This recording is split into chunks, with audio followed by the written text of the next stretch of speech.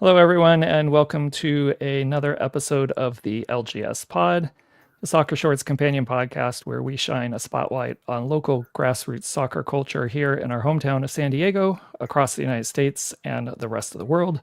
My name is John Cross. I am the founder of Soccer Shorts, and with me tonight, as always, is our co-host Dylan Wilson. Dylan, how are you doing tonight? I'm doing all right, John. I been a bit sick over the weekend, but I'm feeling a bit better. How about yourself?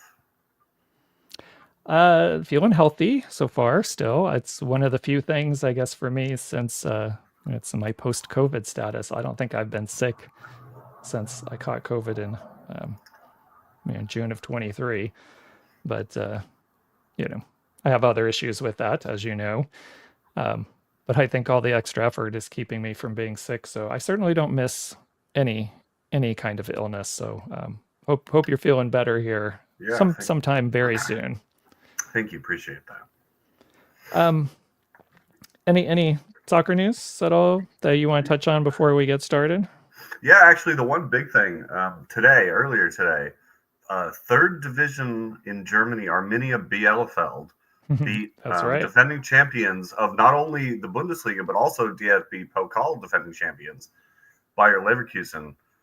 They beat them 2-1 at home to head to the final of the DFB Pokal, where I believe they'll probably play Bayern, right? Unless I'm You mistaken. know I'll have what? to have a look at that real quick. But I have to apologize. I'm out of the loop right now on that with other things going on, and oh no, I did see that result, but I do not know who's in the other semifinals. the other So, semifinal is actually VfB Stuttgart, who actually finished mm, second in the Bundesliga last year. A lot of people didn't catch that. On the final day, they actually did pass Bayern, and then RB Leipzig, everybody's least favorite team. But yeah, anyway, a third division team making the final is always pretty cool. The last time it happened in the U.S., obviously, it was a couple of years ago with Sacramento. I know right. in like 2011 or was either 2011 or somewhere in the 2011 to 14 window, Bradford City made it to the They Carabao did. Cup final as a fourth division or League Two team, managed by now Wrexham manager Phil Parkinson for those Wrexham fans out there, where they eventually lost to Swansea, which was a cool story in and of itself because Swansea had their year in Europe, which I don't, I'm sure some Swans fans would have some interesting things to say about that. But anyway, it's not something that happens a whole lot. I know there was a Polish team that recently won the won the cup while in the second division. But I'll be keeping my eye on that in the Pokal final because I think Arminia were like not that long ago a Bundesliga team. So they've fallen on some hard times or whatever, but this would be huge. Yeah, you brought up Bradford City, and I that is a club of all of the teams that I guess you could say that I follow in England. That is the one, and that is only because that's where my father grew up, outside of Huh. Bradford. So actually, outside of Bingley, we'll start getting to the weeds here of people who might know the area, but he was in a little village called Cottingley. But that was his team. That was the local team at the time. And we always would kind of, through newspapers or from friends back in England, keep track of what was going on. I know my dad was thrilled when they made it into the Premier League for a couple of years. Of course, they barely held on. I think the first season they were in, and then crashed out the second season and dropped down to like League Two or something. Um, but crashed out pretty hard. I mean, I think they almost had to declare bankruptcy if I remember. But it's one of those when the Premier League started, they tried to overextend themselves to get in there and stay up, and they couldn't do it. But it is a team that I loosely through my FootMob account. I'm always kind of Mm-hmm. it's one of the games that's up there, so I'm keeping track. They are right now in an automatic promotion spot in League Two, Oh, and cool. but the League Two is crazy this It's year. nuts. I know. I've checked. The top third easily of the table, but it feels like nearly the top half of the table are all within striking distance with really a handful of weeks left to go in the season. Well, and You, interestingly you, enough, the other 2/3 of the table is in striking distance of only the 2 relegation spots. It's like it's really competitive this year, other than maybe yeah, the drift. yeah, it's quite crazy. So I have been, at least this year, tuning in a little more to Bradford City. Cool. I will not go all the way to say that I myself am a Bradford City supporter, but the familial connection is certainly there. So it's one that I have on my FootMob app. So I'm always seeing the scores and just checking in periodically. And if they're going to make a run here at the end, I probably will tune in, especially on in memory of my dad here to kind of see how they do, because he would always follow them. But like a lot of people whose teams don't stay up in the top flight, always disgusted at them as well, that they couldn't get their act together. Got their act together briefly to be there, and then have never returned. So I'll be keeping an eye on that this year. Very cool. Do Certainly. you know? I know Paramount has had some League One and Championship games. Do they have League Two games at all? I don't know. I mean, I think Paramount has gone pretty much all in on Wrexham. I feel like Wrexham is Well, on and right, Paramount they're literally every weekend. always, yeah, literally Yeah. always, yeah. And then there's a handful of other games that you can pick up, or find it on ESPN, I think, as well. But I don't know. I don't do ESPN Plus anymore, since the Loyal were out of not having a team. I'm glad that Paramount has picked up some USL matches, because that gets me still involved to watch some games. But Definitely. there's just not enough on there right now for me to commit to doing the service. But if the whole promotion relegation thing actually takes off, might be a little more in tune to seeing what's going on with a lot more games once Yeah. that happens. Oh yeah. Well, a couple things I wanted to say before we move on. I know we've kind of gone tangential already here, so I can just, before we nip this in the bud, I did want to say Arminia Bielefeld were in the Bundesliga as recently as the 21-22 season. They suffered double relegations and are now probably not going to get promoted back to the 2 Liga. They're currently in 4th or 5th, I think, in the 3 Liga. But anyway, just to give context of where they're at. So kudos to them. The other thing I wanted to give a shout out was, you mentioned FOTMob. This podcast is in no way, shape, or form sponsored by FOTMob. That said, if they did, let us know. But it is my favorite free app ever. Yes. Like, my dad has actually said this to me unprompted too. And like, my dad's a sports guy, but this was this was not me digging this out of him. He was like, this is probably the best value free app I've ever had. Like, I wish I could give them money, which I think you can now, but this was you can. I actually do a subscription because I do as well, because I support what they're doing. But my point anyway, what I'm trying to say is they're the best. I refer everybody I can to them, and like you said, you can follow any team anywhere. You never know what you're going to find. I remember one time I was bored and just flicking through, and I found some game in like the Estonian first division. It was the last day of the season. It was the top 2 teams playing each other, and it's like, that's kind of fun. I wasn't able to find a way to watch it, but the point being, it's definitely helped me broaden my knowledge of the game. So I recommend it to anybody. Yeah, I would agree. And since I pay a subscription, I do not know if there is a difference between paying or not paying. I think it's a little bit. Get no ads, right? Like, I think that's maybe that's which is annoying, because the ads. Honest to God, the reason I started paying for the no ads, because when I'd scroll and accidentally click and it'd take you out to your browser. Whatever. Oh, right. Yeah. So yeah. I don't know. I just remember a couple years maybe more than a couple years now, I've been paying for it, because again, I'm one of those people that if there's a service someone's doing, even for free, if there's a way to help support that group that's giving me pleasure, I'd rather give them money there than some other places. So definitely certainly happy to support. And yes, as you said, by no way are they any kind of sponsor for the show. It's just an app we both like, along with, I think, millions of other people. Oh yeah. Yeah. All right. Well, let's get into the meat of our episode today, because we left, for those regular listeners, we left everyone off with a homework assignment last week rather than a question of the week to give feedback on. And it was to listen to 3 episodes or a 3 episode little series from a podcast called It Was What It Was. And it's done by Rob Draper and Jonathan Wilson. They are both football writers in England. Rob Draper writes for The Guardian. He also, one of his more famous books is Dear England, the real story of the Three Lions Rebirth. Jonathan Wilson also writes for The Guardian, among a world of other things. As it's a quarterly magazine called The Blizzard, which we will probably at some point later profile that for people who really like, what it's like in the terraces and especially in lower league kind of soccer and looking at history of things. So we'll probably do something on that a little later. But he also has, among the many books that he has written, is Inverting the Pyramid.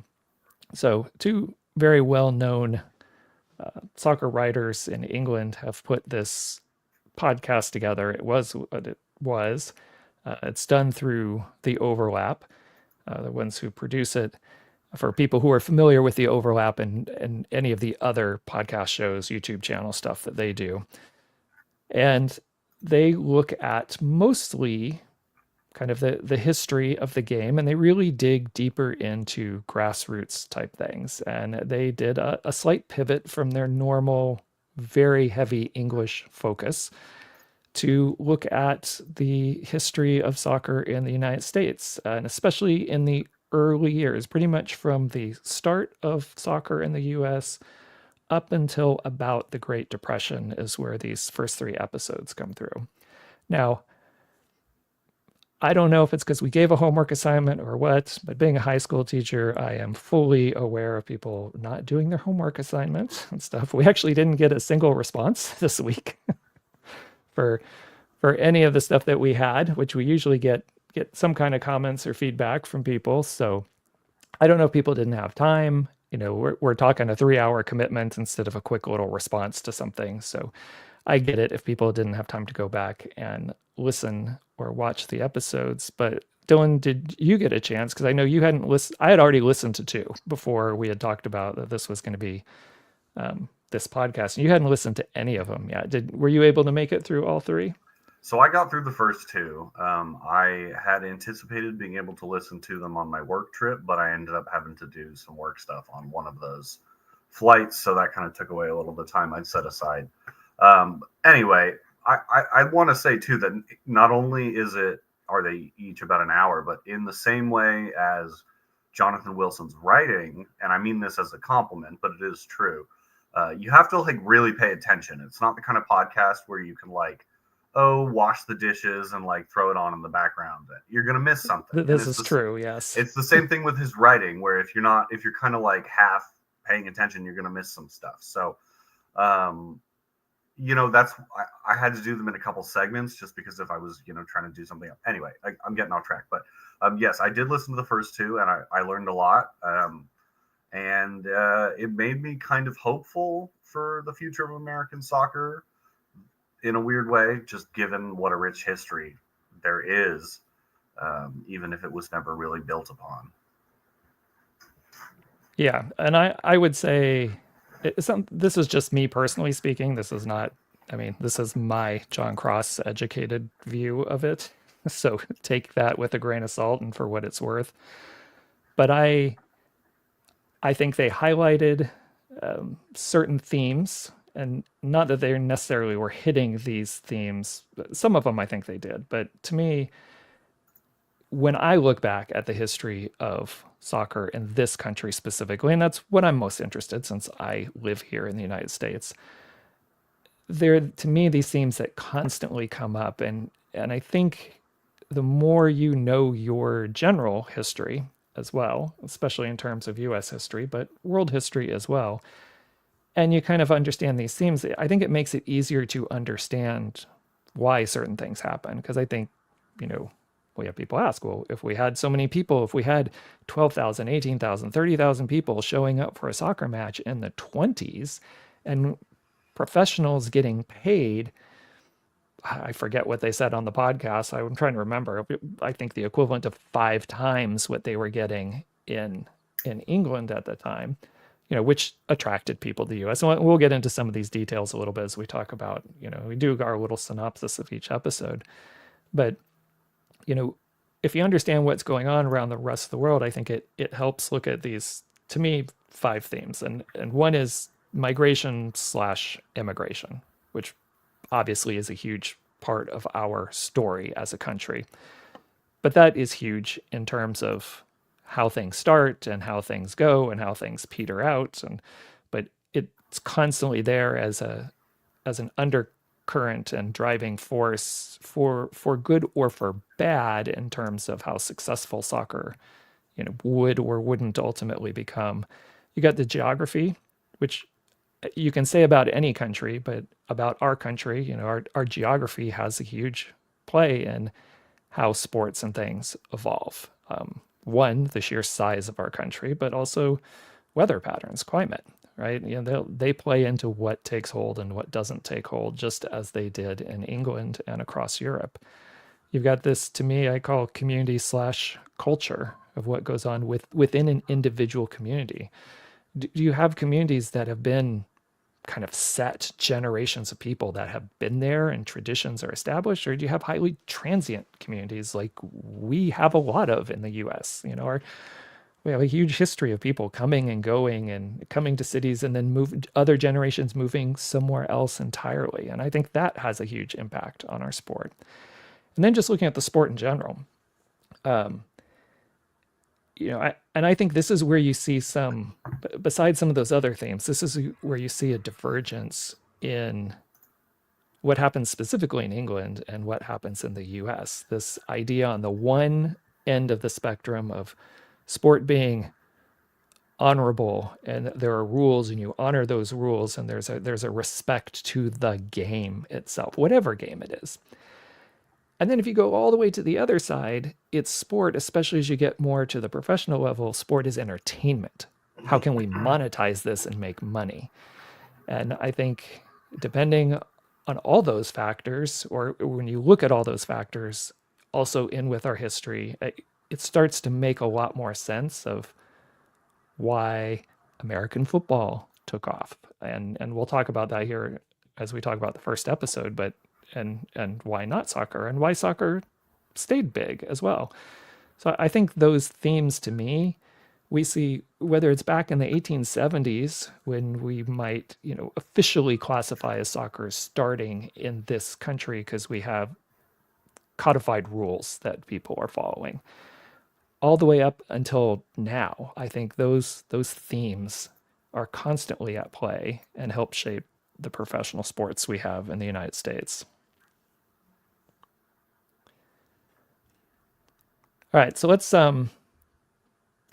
kind of do an overview of part 1. And part 1 was the origins and challenges, was what they titled it. And it was kind of looking back at the beginnings of soccer in this country. And really, next to England, I mean, soccer in the United States is probably the longest origin of soccer and rules and everything else and constantly being played, really only second to England. And I think they brought that up quite strongly in that first episode, more than Argentina and Brazil and across Europe and other things. Really, it was the US. So on the one hand, slightly surprising, soccer didn't take off more. So for that first episode, what were some of your thoughts as they were laying out, how it started in the US and then how things kind of took shape?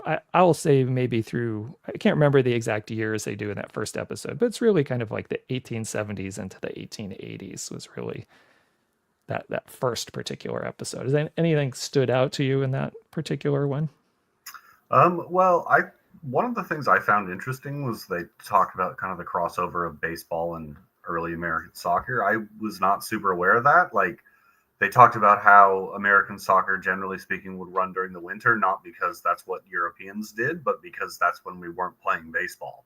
I genuinely had never known that, and it seems so obvious, So I really enjoyed that section, and I thought they did a good job of kind of stitching it together with the kind of cultural similarities and differences between America and the United Kingdom or England, especially as something you referenced, kind of people talk about the respect and love of the game versus the monetization. And I think that maybe not as much these days, but for a lot of my life, and I assume you've seen this too. I think baseball, more than any other American sport, did cling to these kind of like notions of tradition and respect and love for the game. And so, even though I don't think they verbatim articulated it that way, they did a good job of kind of like stitching that conversation in there as well. So that was the section stood out to me the most. Yeah, interesting when it comes to baseball, and I know a lot about this history just because I'm nerdy like that and have read a lot of things just out of my own personal curiosity. But that baseball piece was new to me that I hadn't really paid attention to. And like you said, and for those who don't know, if you get back into the history of our country, I mean, baseball really took root much earlier than any of our other professional sports. And it was established even as professional athletes and playing. So you have baseball. And one of the things they mentioned in this first episode was baseball being the summer sport, as Dylan said.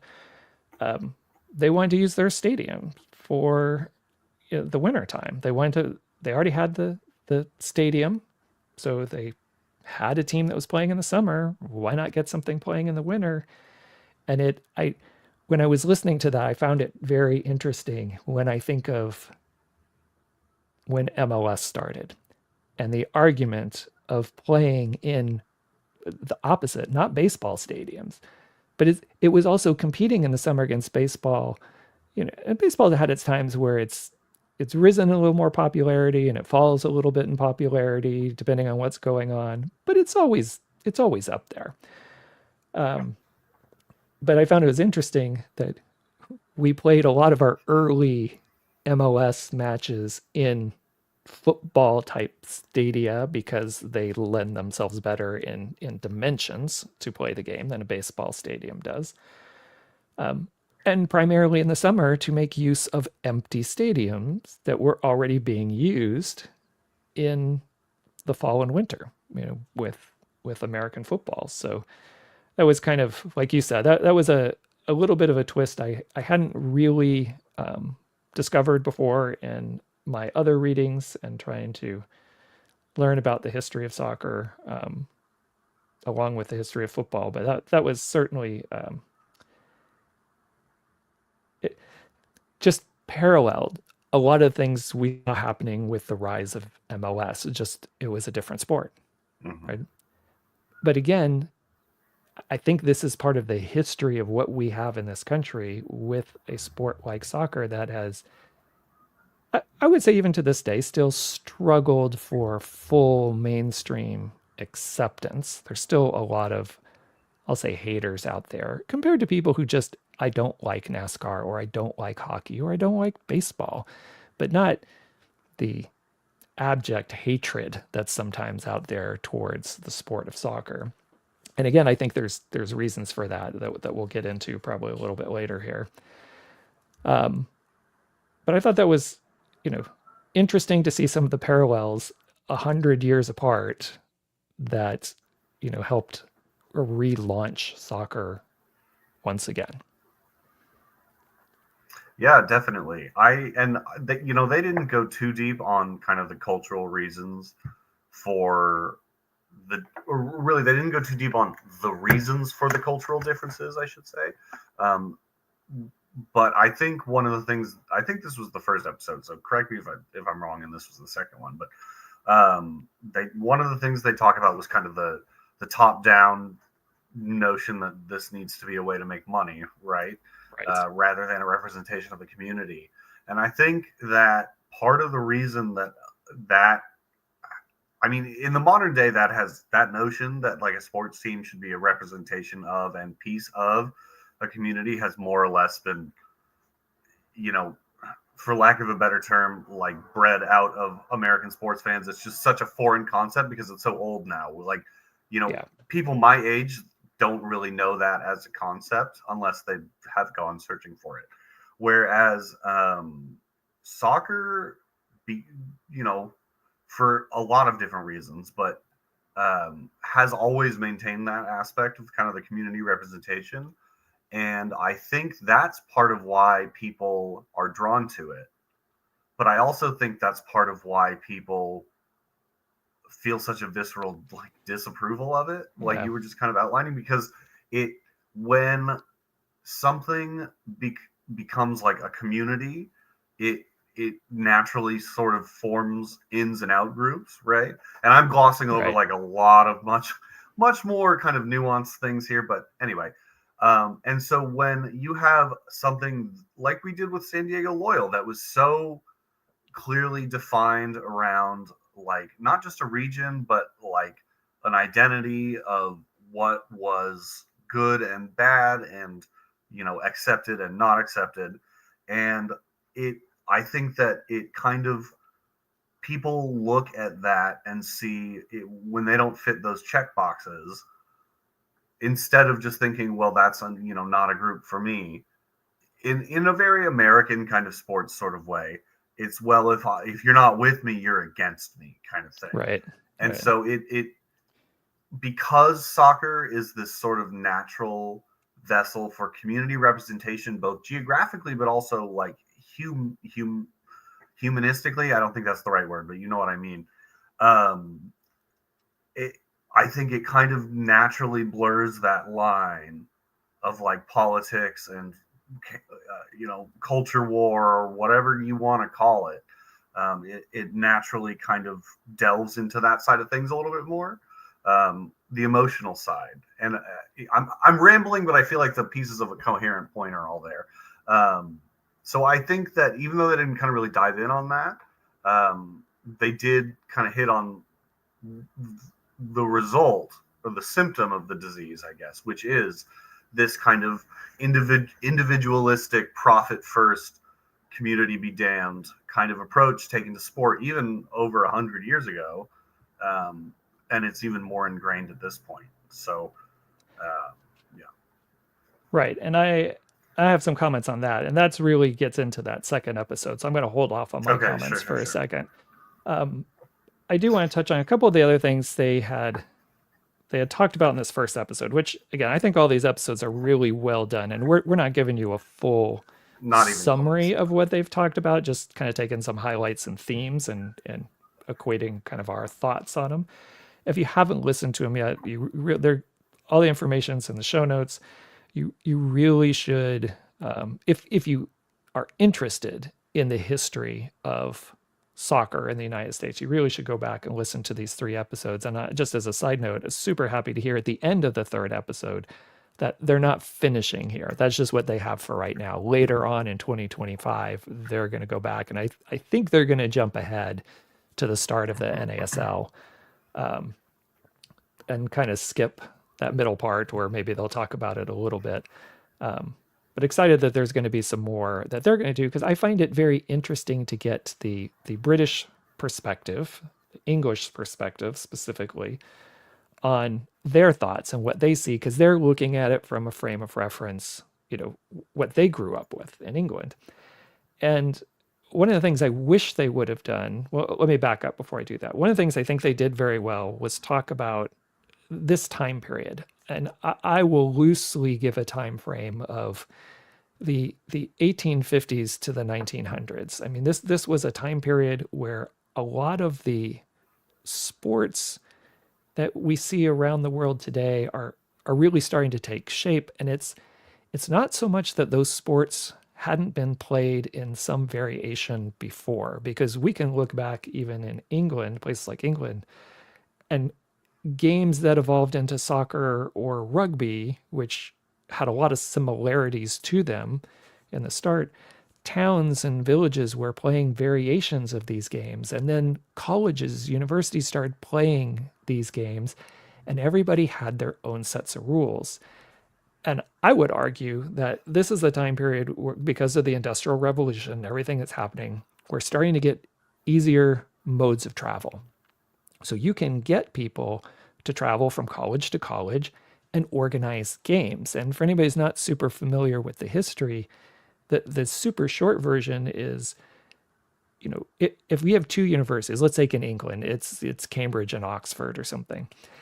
And what you do is, all right, you go over and play in Oxford, but you play Oxford rules, whatever the game is. And then you go over to Cambridge and you play Cambridge rules. Everybody had their own kind of house rules and house variations of sport. It's almost like Over the Line, which was invented here, and anybody who's in San Diego is probably familiar with Over the Line.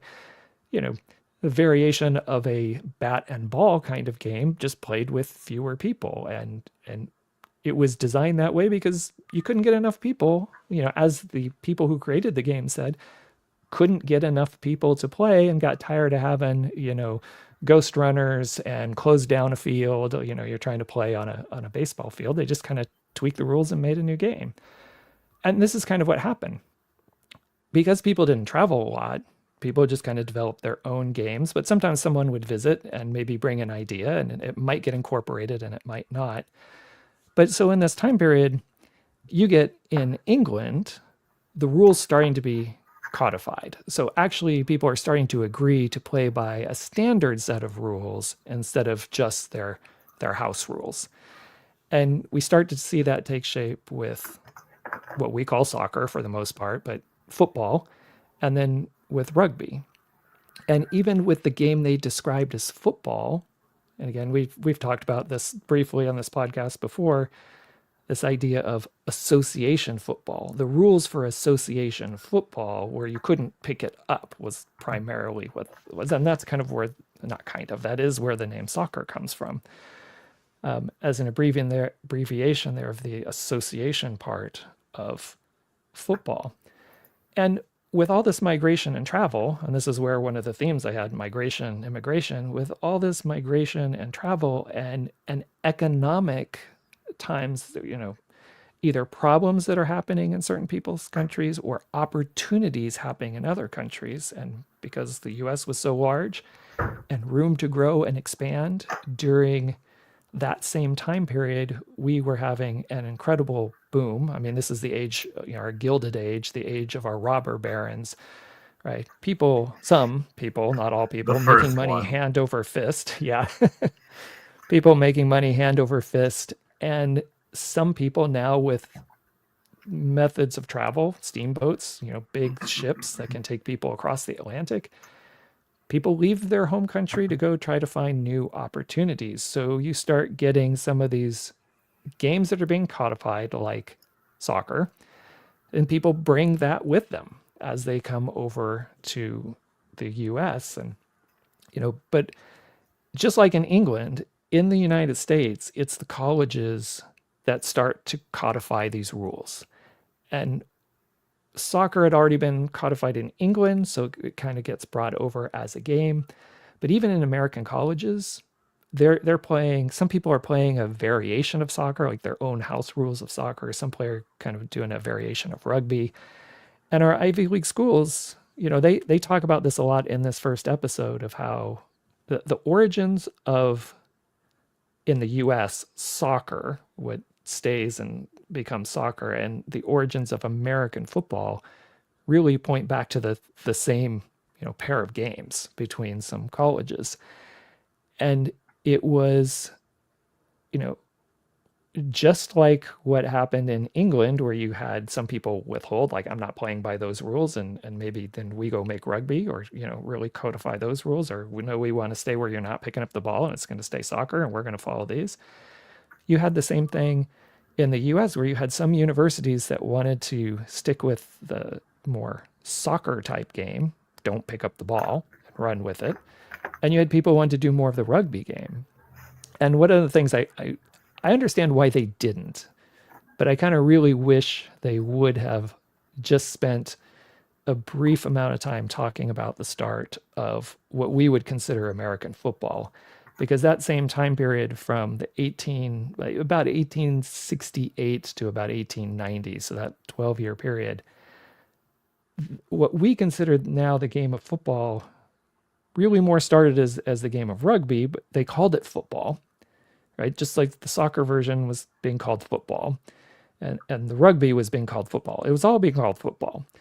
And then the American version really, and again, I think this kind of gets to partly with immigration and the people who've moved over, the rougher version of the sport, the rugby-ish version versus the football soccer version, was identified as a more manly type of sport.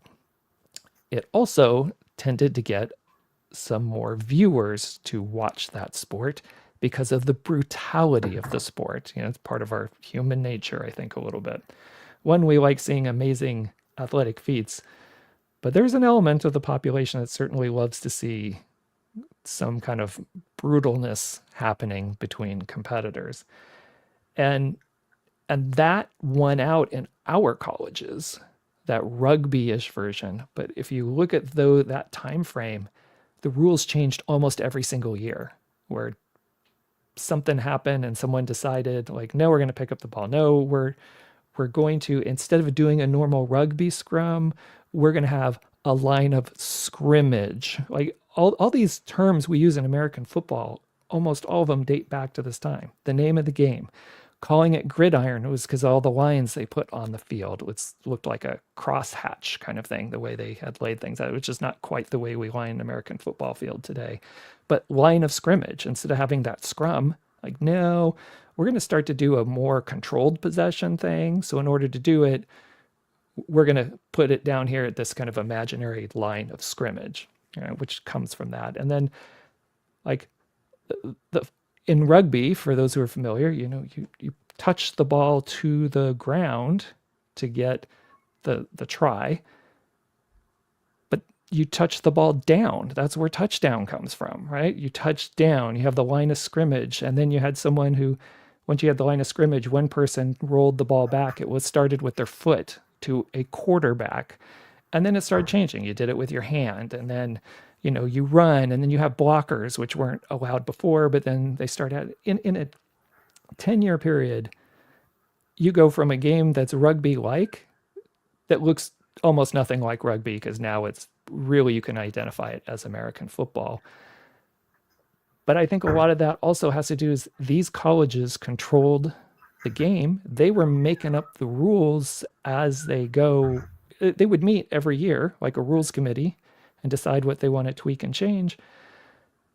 But in England, you know, everybody's already kind of codified around soccer or rugby, and they have the rules, and they're kind of following the rules. And they're traveling and intermingling there. But in the US, you're isolated. You have a whole Atlantic Ocean, and people like this game. So American football starts to take off from there, and soccer, and that becomes the Americanized version of football. And the European kind of version of football stays, you know, soccer, right? And rugby doesn't ever really take off in this country, because we bastardized rugby to create American football. So we kind of have then the American football and soccer that we end up going. I wish they would have done a little bit on that, because you could really see how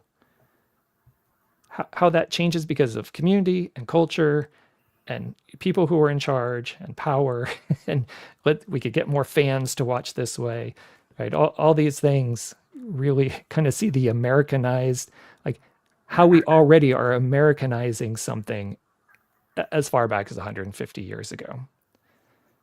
Well, and I like how they talked about how sports are kind of this dynamic living thing. You know, I think this definitely was true for me, and I assume a lot of other people my age when I was younger, that you kind of, it doesn't occur to you until maybe you're a little bit older that the games as we know them haven't always been, like, they aren't these like immutable laws of nature, right? Like, they're these games that we've created.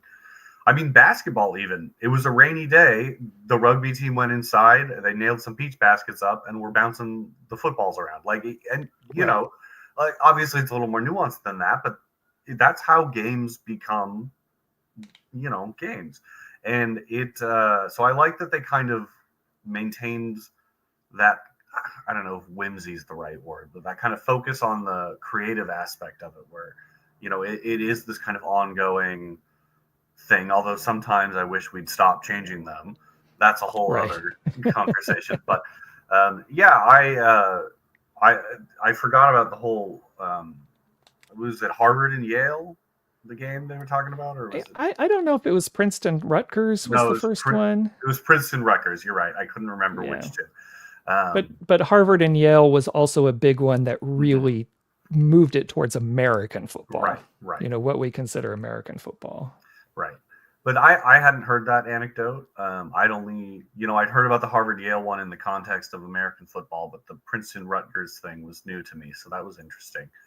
And I liked, they kind of, touched on the early days of the Challenge Cup, now, as we know, Yeah. as the US Open Cup, which, other than the FA Cup, correct me if I'm wrong, is soccer's longest, oldest still running Yes. cup competition. So that's, I knew that already, but it's nice to hear somebody else talk about it, I guess. Yeah, and that's a lot of what that first episode is really kind of comparing how things were getting codified in England in terms of rugby and soccer and the parallel of what was happening in the US. And partly because the US being isolated from everyone else, even though you have migration and people coming over, still, you know, you there's not a force trying to keep, certain games pure because we're Americans. We can do whatever we want. And I would argue that that also ties in likely to the type of people who migrate, right? The people who are fed up and frustrated and leave wherever they were and maybe are out seeking economic opportunity because you can do things differently there. There's not the cultural pressure to keep it the same. In fact, I would argue probably at that time, especially in the US, there's very much the encouragement to try new things. And if it doesn't work, throw it out and try something else. It's not, these are the rules and you got to follow the rules. And, we, that's just how we do it. I think it's very interesting if you look at the history of soccer and you look at the original laws of the game and how they were written compared to the game we play today in 2025, and it's hardly a difference. I mean, around offsides and goalkeeping, I mean, there's some things that have had some changes, but really, there's really not much difference. The game, either one, they were pretty good for what they created as the game, or they were just very rigid and not willing to change and try new things.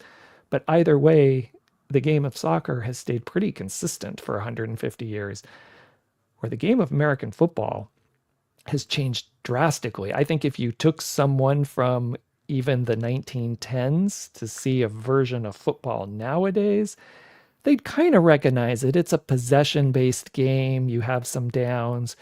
You play with an oblong ball and there's 11 on sides, but on each side, but you are going to get like probably trying to understand all these other things and all the protective gear and everything else.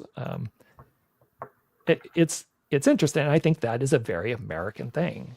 I think football kind of represents that spirit of trying American football, of going out and trying new things, and especially in terms of trying to make something more popular, which they were doing because they were getting crowds and spectators. And when spectators didn't like something or they got bored at a game, that was one of the things in American football. They say, well, we need to tweak these rules. I think we've seen that in American football forever. Most of my life, I feel like most of the rule changes have been around accommodating television or trying to make things, I don't know, I'll say less boring for lack of a better word, but trying to entertain a little bit more.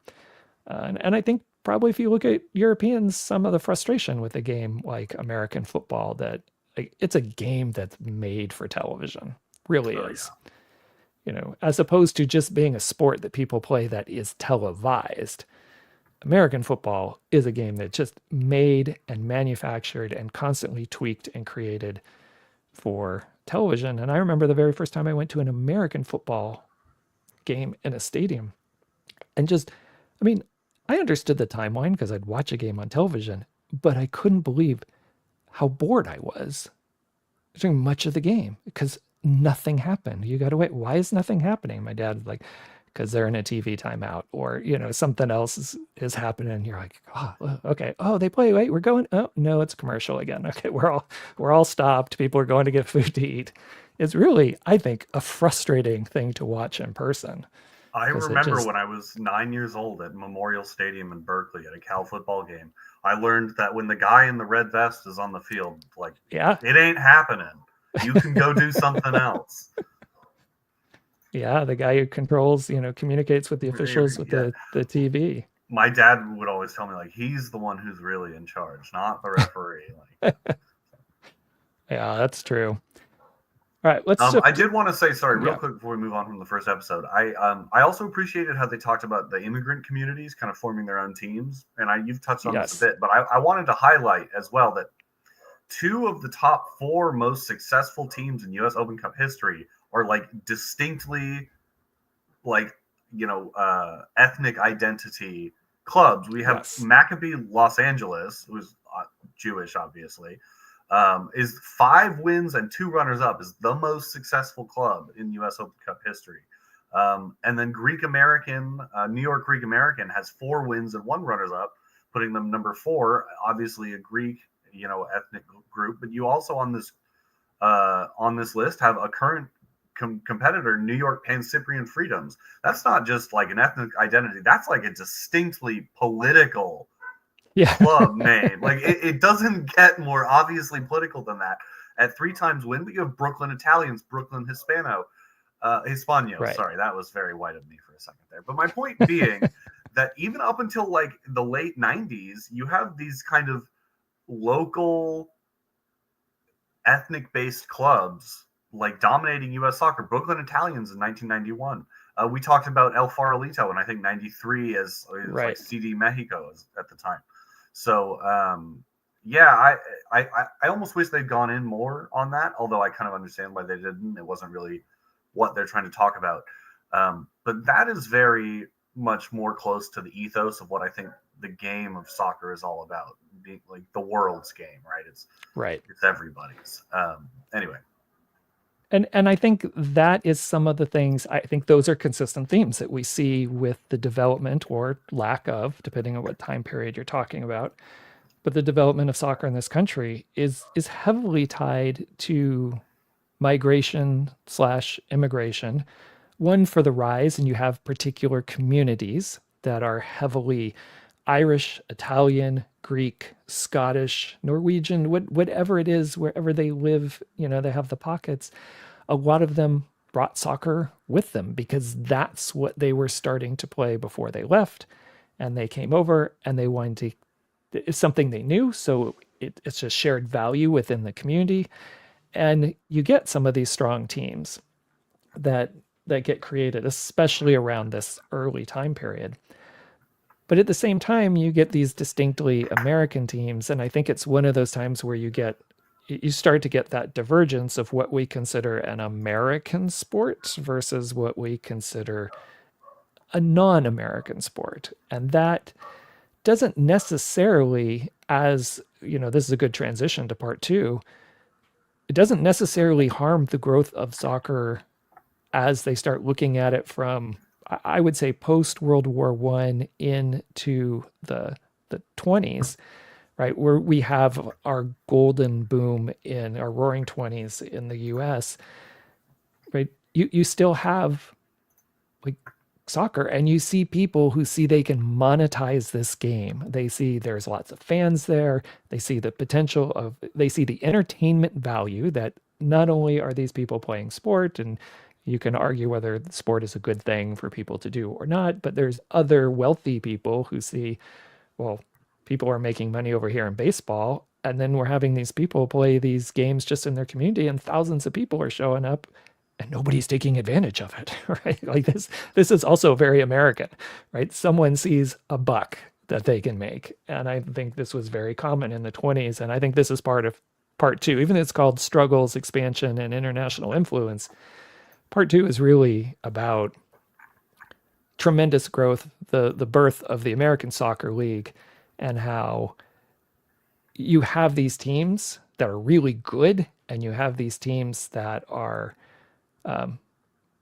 they draw, for the most part, I would say, decent fans. Some do better than others, but they also are heavily tied, just like they are in Europe, to factory work. It's factory workers, and a lot of these factory workers that have come over during this huge migration period to the United States, they work in these factories, these textile factories, a lot of them.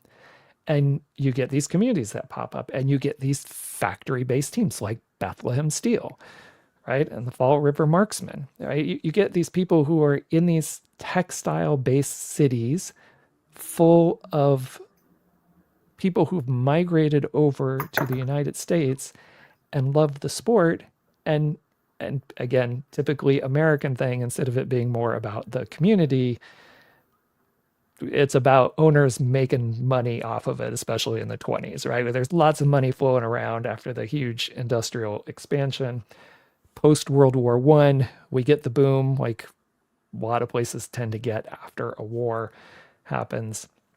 So we get the big boom, and people are trying to make money. And that's where you had brought up, let's take advantage. Baseball plays in the summer, so let's find a winter sport to use these stadia to be able to make more money, really is what it was. I have some other comments I want to add, but I want to give you a chance to jump in if you had some additional thoughts about this time frame. Yeah, I mean, it was disappointing to learn, though I guess not surprising, that the top-down, money-first approach has kind of always been present in American soccer, because really all it took was American sport. Right, but soccer as well, specifically, even with all of the kind of international influence it had, even over 100 years ago, because all it really would have taken was a couple people making a few different decisions, and it might look very different today, So I guess it's not so much specific thought as it was more just a general kind of emotion while listening to this. I didn't know about the early kind of battle between whatever the federation was called at the time and the competitor. That was news to me. Right. And I also did not know the New York Giants were also a soccer team at one point. So that was interesting.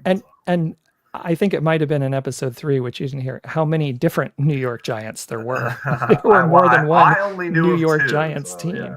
Yeah. Soccer team. More than one New York Giants soccer team. Yikes. Yeah. All right. Yeah, so it's one of the things that made me laugh out loud when I heard it was when they were describing how the ASL had started. I think this was in episode 2, so let me know if you remember this part. But how Bethlehem Steel, which was really them and the Fall River Marksmen were the two dominant teams of this time period. And Bethlehem Steel didn't get a lot of fans because they had, if I remember correctly, a good baseball team as well and other things going on. So they just didn't get, even though they were strong and they won a lot of games, they just weren't getting big crowds. But in Philadelphia, they were getting good crowds, but didn't have the best team. And at one point, with something that happened with the league, and I don't remember all the details, but Bethlehem Steel basically bought out the Philadelphia franchise because we're already, way back then, we're talking franchises and, they're not community. They may start as community-based teams, but they don't stay because owners see the ability to make money. And basically the Bethlehem Steel group buys out the Philadelphia group and transplants the entire team to Philadelphia to play under the Philadelphia name, even though it's the Bethlehem Steel organization. And when I heard that, I was like, this is such an American way to do sports and such an owner-centric way of doing things that's all about how can I maximize my investment. And I think this is a theme through all U.S. sport that most Americans it's just the way it's been, so they're comfortable with it. They don't really think about looking at it through another lens. But if you look at the history of the NFL, Major League Baseball, the NBA, how many teams, one, have come and gone? Like, we complain about that in soccer, how many teams have folded over the years. But in all the sports, how many teams fold how many teams potentially merge, but how many teams move, right? The owner just decides, you know what, I might have started in Syracuse, but Syracuse just isn't doing it anymore. There's not enough people. So I'm going to pick up my team and move it to Detroit, which is now, a bigger city. And now I'm going to take the team there. Or I'm going to start, as we get later in the 20th century, moving it across the country. And I'm going to hit LA or San Francisco, the Brooklyn Dodgers moving across the country to go to LA. Right? We see this all the time, where I remember when I was really into sports as a kid in the late 70s, early 80s, I only knew the Los Angeles Lakers. Not that they were a transplant team. Like, the Lakers name never made any sense to me till I realized they had come from Minnesota, right? The New Orleans Jazz, like, or sorry, the Utah Jazz. Like, it didn't make, the New Orleans Jazz. Okay, now they go in there, the Utah Jazz. But like, this is just what we do in the US, because it is more about making money than it is about community building. And I mean, that persists to this day, but not just in the way the sports are run, which is obvious, but there are people who I know better if they really just sat and thought about it for a second.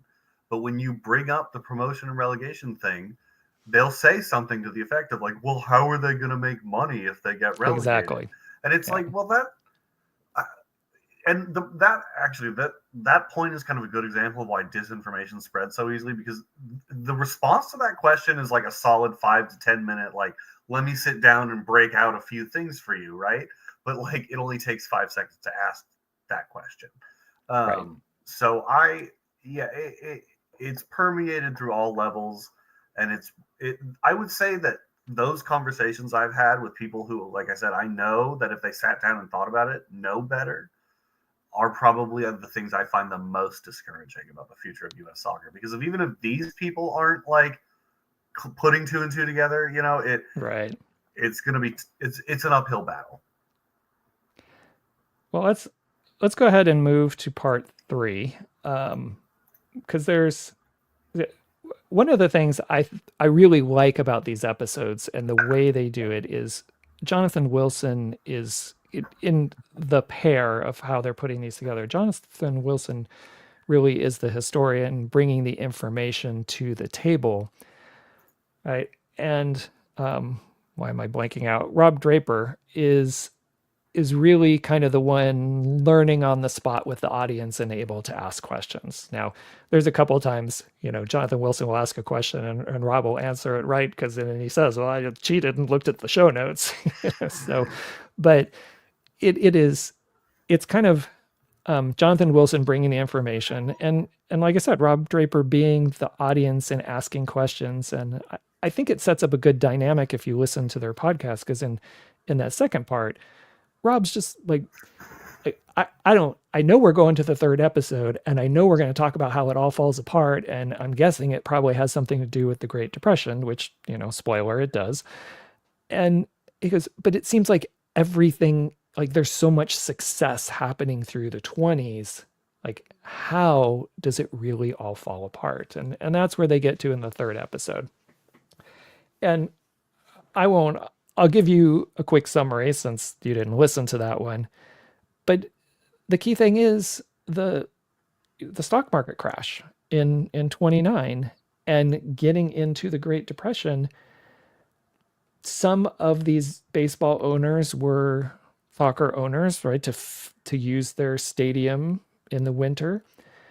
But there were, as Dylan had said in this podcast, there were lots of problems where in Europe, FIFA, I don't remember the exact year, I'm trying to think, 1904, I think, is FIFA, and then the FA was somewhere in the 1860s.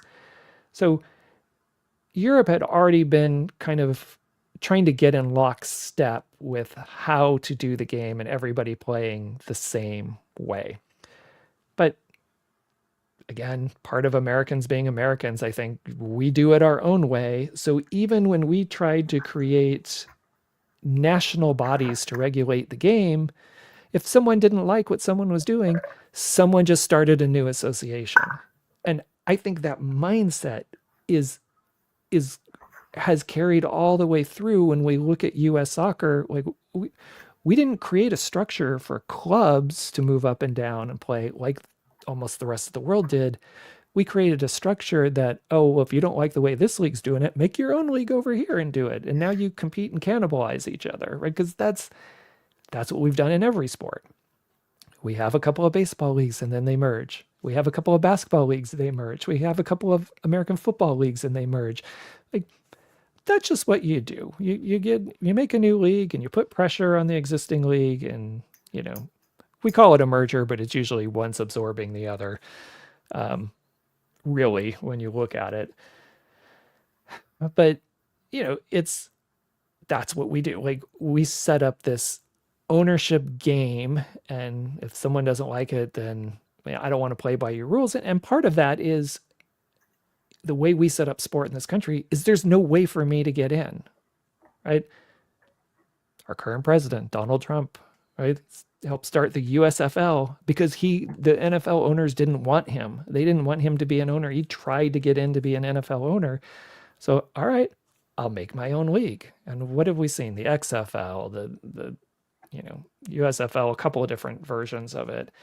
But when everything's controlled by a handful of owners, your only real recourse is to try to make another league, which is super hard to do when you're building from the top down, right? Which is, again, our model, because there's no way for teams to compete on merit on the field to really make that decision on who should be on the top level and who should be in the second tier and the third tier and so forth.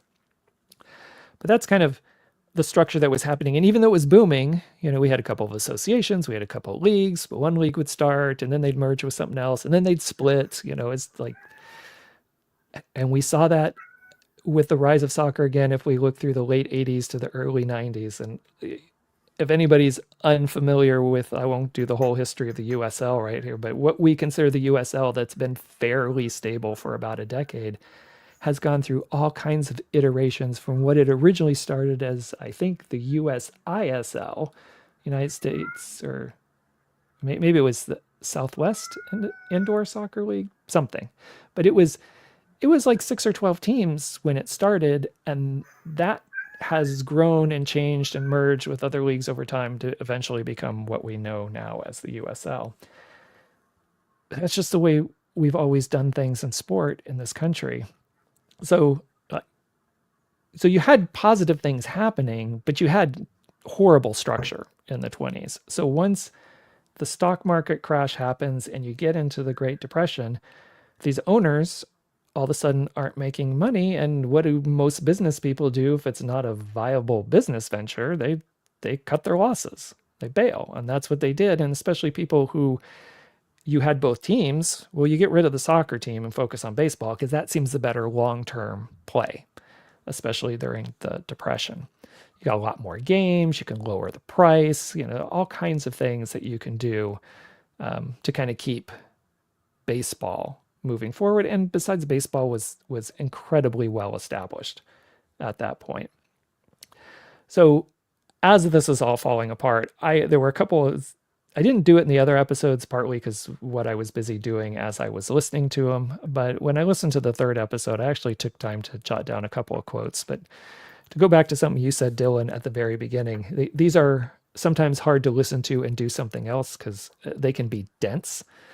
And at one point in the third episode, Jonathan Wilson's just going like this and this and this and this. And Rob Draper comes in and is like, okay, wait, like this is a lot of all these crazy things that he's just rattling off that are happening like in a particular year. And Jonathan Wilson's like, if you're not following, don't worry. All I'm doing is exemplifying chaos, because that's what it was at this point, is chaos. And that is like, it's, again, when I think back for this country and sport and a lot of things, God, does that hit the nail on the head with some of the dysfunction, because if someone doesn't like the way someone's doing it, instead of working within the system to make changes, I'm just going to start my own system. I think that inherent American kind of feeling of that is what goes into one of the statements I absolutely hate said by Alexi Lawless, is build a better mousetrap if you don't like it. Like, it is a fundamentally American thing to think, to not try to work within a system to make changes, but just go build your own. Take your ball and That's go what home. Yeah. you gotta take your ball and go home. If you don't like it, close it off to the people who don't like what you're doing. Right? That is something we have done for, I don't know, forever, but certainly industrial revolution on. It's not just sport. We do that in so many different things.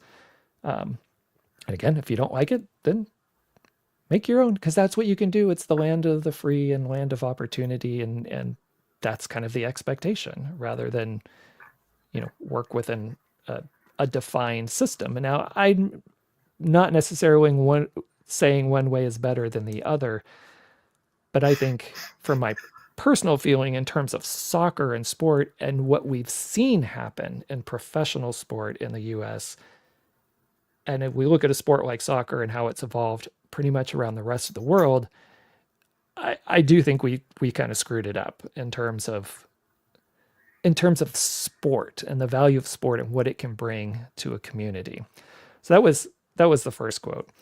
The second one is, Jonathan Wilson made a comment, as everything's falling apart in 1920, like they just pulled everything together and it really looked like it was going to be the start of something really good in 1929. We're kind of, as they were coming into that winter of 29-30, because it's a winter sport, and then the stock market crash happens in October. So in the off season, they're making these plans and they look like they're starting to get their shit together, right? And then the stock market crash happens and it just all falls apart. And you notice immediately teams are starting to move other places and merge. And as Jonathan Wilson says, because teams are no longer tied to the community, they're just about profits. And I think, again, like that's such an American, I think we see that in every sport. The community may try to exert pressure on an owner in a club, but ultimately, all our professional sports are really about the owners. It's about the owners and their toys. It's not about the community, unless you have a benevolent owner who really tries to ingratiate themselves into the community. But all it takes is a sale and someone's like, yep, I don't like this here. I'm moving to Houston and taking my team. And then that's that. The team that's been there for decades and, family generations, all of a sudden is up and gone. And frankly, if you want to make an argument for community ownership, I guarantee you there's no way anybody, I think, can make an argument that I'll accept that Green Bay would have been out of the NFL. That team would have been moved somewhere else probably close to 50 years ago. They would have got out of Green Bay, Wisconsin. Green Bay would never be a viable in maybe the last 50 years, maybe not 50. 50 is too few, but 25, let's say. In the last 25 years, Green Bay would never be a viable candidate for what the NFL is looking for in terms of a city and city size and a stadia that they want people to build. But they're locked in, right? And it's one of their most storied and well-loved and it's franchises. one of their most storied franchises, and it connects with the community because of that. And I think that is that shouldn't be the exception. We should look at that and say, why don't we have that everywhere? Right? That's really what it should be, instead of the other model. And we don't have the other model because the other owners don't want the other model, because now you don't have the control that you have. Although, I mean, I know some things have changed and Green Bay is not, completely community owned anymore, but there's still that strong connection and it still ties them to Green Bay. And I 100% certain that if the NFL could, they would move that franchise to a different city. Oh yeah. Well, and if shoot, there was something I want to say, but I totally lost my train of thought. Sorry.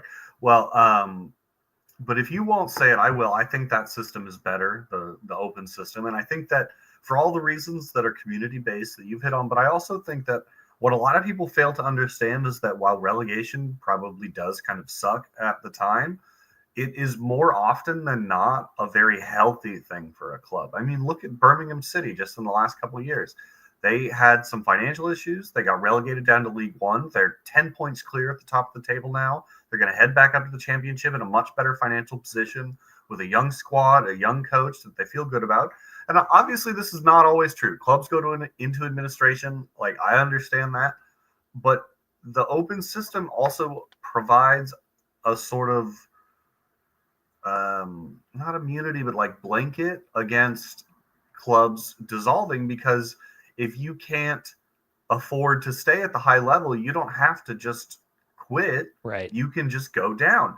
I always keep an eye on Exeter City in League One because our buddy Max, who actually may join us at some point, that's the highest they've ever been, League One. That's the highest they'll ever be because they don't have the budget to be a championship club. But that's okay because they can exist as the level that works for them. But we can't do that here.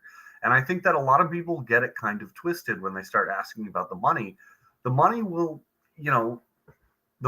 be what the money is. And I know that sounds like a very privileged kind of blasé thing to say, but if people are still interested in the club and the club still has a way to exist and move forward, whether that's up or down, there will still be people who want to support that thing.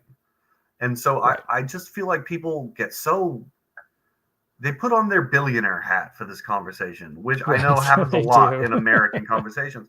But it's like talking to a brick wall sometimes. There's actually this great song poet I like.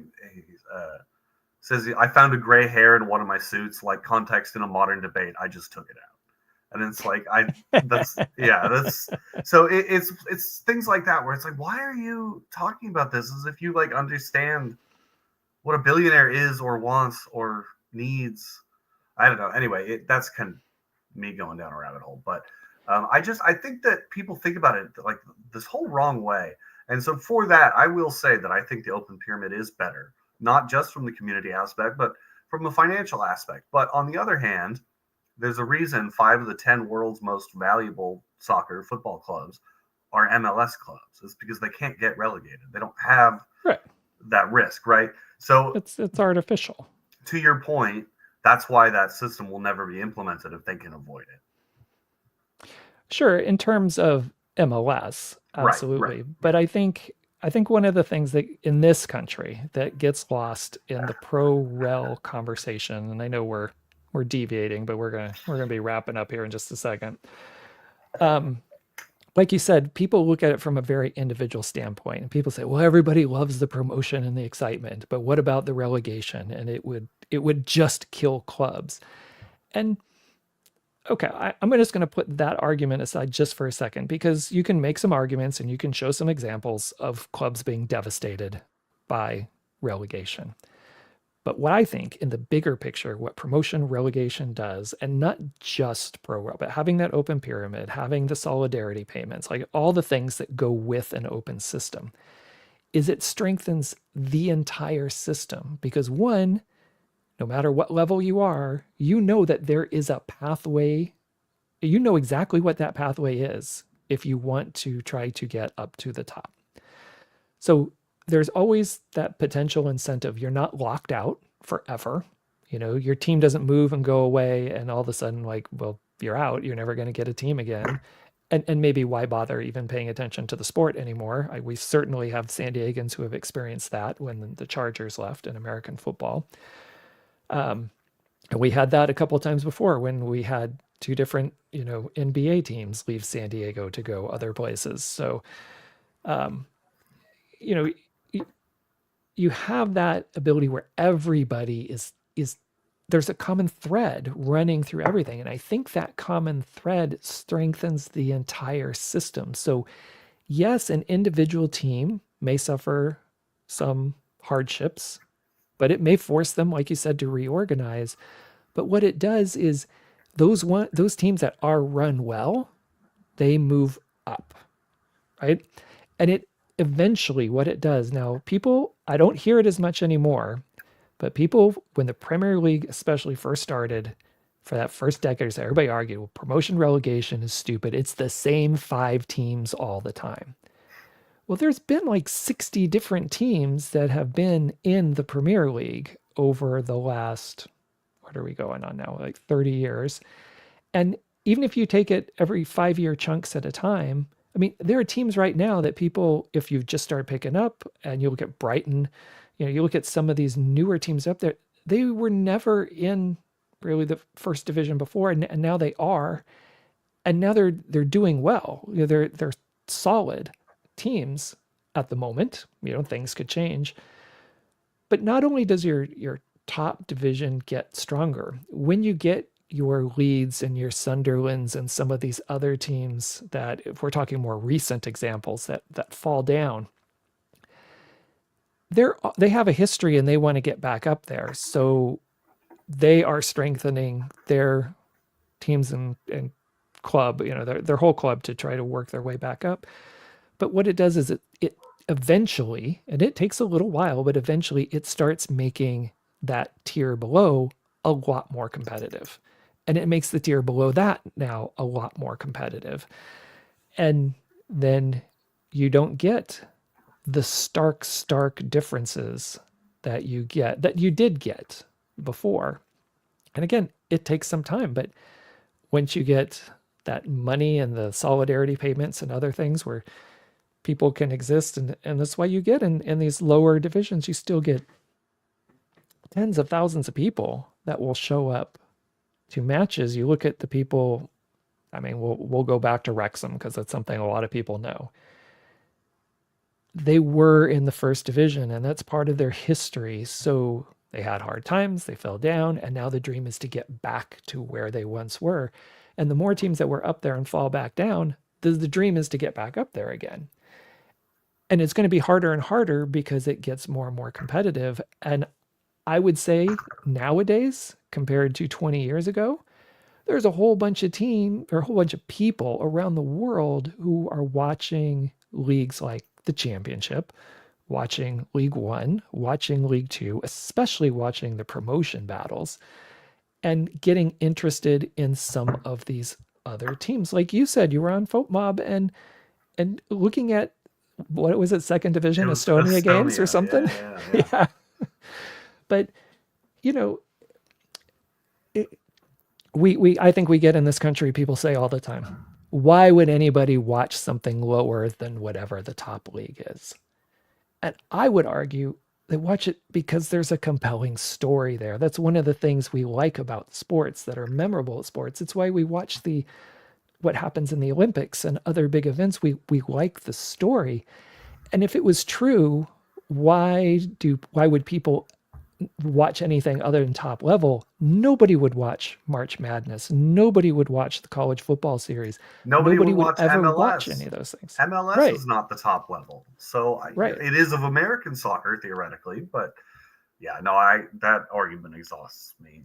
But I think the college sport brings up, and I've said this before, and I know we've talked about this, the college sport also brings up the model of community. And right. I think for professional sports in the US, the things that they have ultimately lacked are community, connections with the community. It's because they move teams around. And I think this is why people like when we had fantasy sports, especially, we're very happy. I think more people are just into the gambling side now, but because that's so easy to do. But in fantasy type sports, it allowed people who didn't have a team to follow an individual or individuals on different teams, and it allowed them to still kind of participate. But to me, that's kind of a manufactured way. Why don't you have them participate in a way that allows their community to move up and be part of a bigger system? And we know the answer why. It's controlling the profits and what's happening with the sport, and the people, the haves, who are the owners right now, don't want to be out of it. I mean, you're from the Oakland area, and the whole John Fisher thing is probably one of the worst examples of what an owner can do when they don't care, and they can wait years and years and years to eventually get what they want that they could never do in an open kind of system. And I And, think that is more criminal than any team ever being relegated and suffering consequences around that. well, I agree. And I think something a lot of people fail to realize is that an open system with promotion and relegation actually provides insulation against that exact sort of thing. John Fisher has no leverage if he's sitting on his thumbs and the A's are getting relegated year after year because they're the worst team in baseball, like they have been for a while now. It completely changes the kind of leverage an owner has. And it at the same time, if baseball had an open pyramid, the Sacramento River Cats would have gotten promoted in place of the A's years ago, and so the A's Right. wouldn't have a place to go in Sacramento, you know. And so I think a lot of people kind of ignore a lot of the ways in which promotion relegation can actually be a good thing for the system. But you're right; they look at it from the individual aspect of their own kind of team, and that's I guess the American way, right? Selfish, me first, everybody else be damned. Well, and we're raised that way, not just in part of the American thing, but certainly in sport, right? It's Mm-hmm. just you're at the whim of the owner, and really you should be thankful that the owner. I think owners treat communities that way a lot of times. You should be thankful I brought this team here, or I'm keeping this team here because I could pick up and go. Or you're thrilled that some owner has come in to buy the team, like they're the saviors, because the community doesn't really have any control over that team. And I think you know, teams that stay in one place for a long time, you get that storied history and you get generations that go to the sport, and you build that communal aspect. Like, you know, right now and what they've done, if we take baseball, you look at the LA Dodgers. I mean, there's other issues in terms of the finance side of it, but the Brooklyn Dodgers had a storied beginning on the East Coast, but the LA Dodgers have had a very storied, franchise. There's lots of storylines there and great players who played and World Series championships. Unlikely that they're going to leave LA ever. But all it takes is one owner who decides they're not happy for whatever reason with the laws in the state of California or what's LA is happening in the city of too LA. woke. Right. And all it takes is someone deciding, you know what, I'm going to move, or trying to use that as leverage to extract something out of it. The Anyway, we're going a long way. There was one last thing I Yeah, wanted to yeah, go mention ahead. about the episode, and then we'll wrap things up. And I thought it was very telling about the differences between the United States sporting culture and specifically England, because that's where these two journalists are from, right? That's what they know best. Whereas our professional sports took a huge hit during the Great Depression because our model was about owners. Part of what they talked about in that third episode is how it was the exact opposite in England when, as we're getting to the wartime period and, economic difficulties as well in the 30s, because of course the US stock market affects lots of things, that it was the exact opposite. The soccer club, that community club, was part of where people still gathered. It was still part of the community. It was what helped people get through and continues to help people get through a lot of times difficult times, right? Whereas in the US, I can't make money. All right, it's gone. And, you know, different way of doing things, different models, but because it's owner based in the US, things are at the whim of the owners. Because it was more community based in England, it became a bedrock of the community in difficult times. And I think that to this day remains one of the strengths of the English league system primarily, is that those clubs were there during the tough times, and those are things when people remember, whether it was, you know, horrible events that happened at a stadium or airplane crashes or just economic downturns, whatever it happens to be, they still remained part of the bedrock of the community and helped people get through the difficult times instead of owners just abandoning it because it was hard on them. Right. And I really hope in this country we can get to a more community-based model, especially with U.S. soccer. I hope, we're kind of getting into pro rel conversation, but that we get an open pyramid and we get the opportunity to, at the very least, try a different model of sporting in this country that is not so owner focused and owner controlled. Everything like we seem to have in this country, especially in 2025, everything controlled by billionaires. Hopefully someday it will no longer live by the dollar, and also, as we've seen in these episodes, die by the dollar. Right. All right, Dylan, any last comments before we head on out? No, this was a good recommendation. I will listen to that third episode, even though I didn't get to it before this. This was super random, but something came into my head during this, and I wanted to ask you, have kind of on the topic of leagues merging and things, have you ever seen the Will Ferrell movie Semi-Pro? I'll say no. I think I've seen a couple scenes, but Okay. No, I haven't actually seen the movie. I don't know if Will Ferrell is you, John Cross, or you, the listeners, cup of tea. If not, that's fine. I think he's hilarious, but that's not why I bring this up. That movie actually does, albeit a couple things fudged because the team he owns in the movie is not real, but more or less accurately covers the merger of the ABA and the NBA, kind of from the perspective of a club that was on the outside of it. And it's pretty interesting. And again, if Will Ferrell's not your cup of tea, maybe this isn't the movie for you. But if you do like some Will Ferrell every now and then, I really enjoy this movie. But from the sporting aspect as well, I think they did a good job of touching on like I said, the merger of the leagues. And I thought it was super interesting, especially because I do wonder someday if we might be looking at a similar situation with the USL and the MLS. That's obviously way down the road, but the way U.S. sports go, it seems like it's one of the many possibilities. Right. All right. I'm going to put that on my watch list for the week. Yeah, on a more light evening, though. That's not that's not a serious evening film. Right. Okay. I will put that on there, and thank you for the recommendation. Yeah. I'm familiar with it loosely.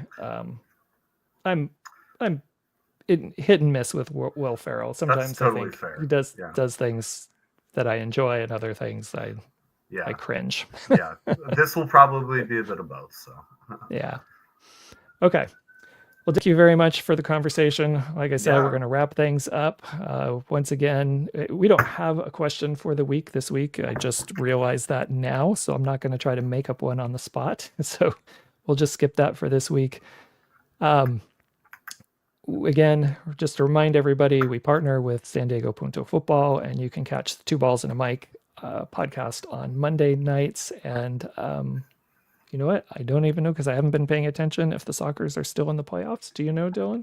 I think they have their final. They either just had or have their final home game of the season coming up. So all right, well, not quite playoffs yet. As long as the season is still going, I should say, Soccer's Overtime is also on Tuesdays at 6 p.m. if you want to catch that live, which is the same time we go live as well.